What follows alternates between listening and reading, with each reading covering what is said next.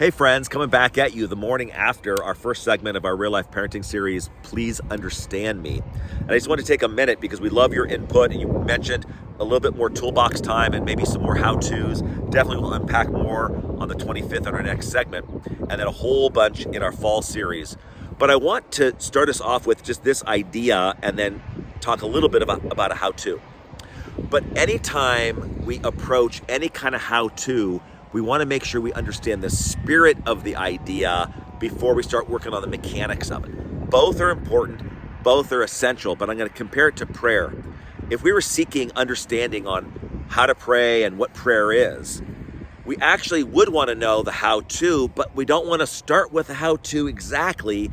We want to start with the spirit of what it means to have prayer, which is, in our experience, to connect with God. And do I have a desire to connect with God? And do I have the understanding that He desires to be connected to me?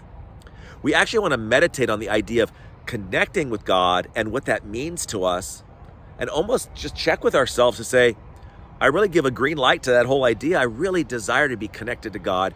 And then as I really get that, not just intellectually, but in my heart, then I'm ready for the how-tos. And then I could practice all the practices of prayer built on the foundation of really getting it in my heart that I want to be connected to God. Last night's segment on Please Understand Me, we talked about the emotional stethoscope, that yes, we offered that as kind of an analogy that I think is helpful for some how-tos, but we want to actually first start with the spirit of that stethoscope, that spirit of where am I at with wanting to tune into the inner life of my child? Where am I at with, I want to know the story behind the story? So I want us to actually journal, meditate, pray, think. Where am I at with my own kids when it comes to my desire to understand what's going on inside of their heart and in their life experience? Do I want to know what their world is about, or am I still in the mode of straighten up and enter my world?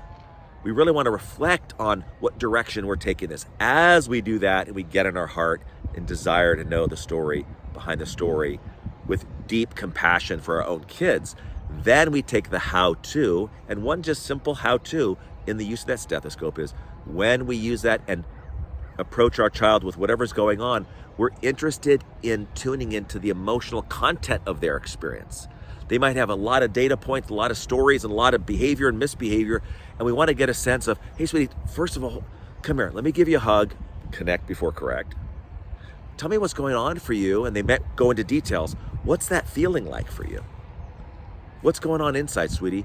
So that I can get what all is going on right now.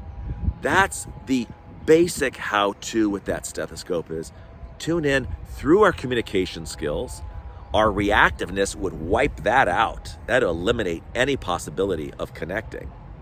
And so we want to calm ourselves down. So sometimes even the stethoscope is take our own pulse and get to a place of calm.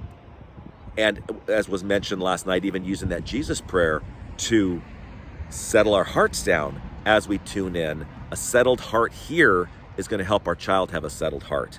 And then we connect and find out what's going on from the inside as we then guide all of what's going on the outside. So that's my little bit for you.